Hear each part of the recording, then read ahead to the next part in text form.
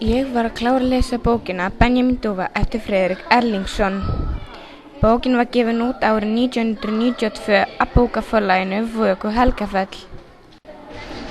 Hún eru 4 stráka sem búi í hverfinu. Þeir stofna riddarafélag, Reglu rauða drekans, til þess að berjast gegn ranglæti með réttlæti. Einn þeirra verður hafnað. Hann fer og stofnar sitt eigið riddarafélag, Svörtu fjöðruna. Húsið Guðlegar, verndara barnanna í hverfinu, brennur og hún fer upp á sjúkrahús.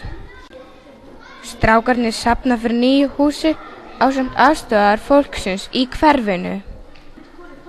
Dag 1 fæði tilkynningu bardaga frá Svörtu fjöðrunni sem þeir eiga að taka þátt í.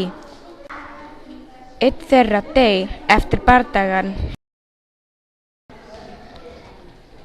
Mér fannst bókin rosalega góð. Hún var áhrifamikil, spennandi og sorgleg. Hún var frábærlega vel skrifuð, þroskandi og lýsir lífinu eins og það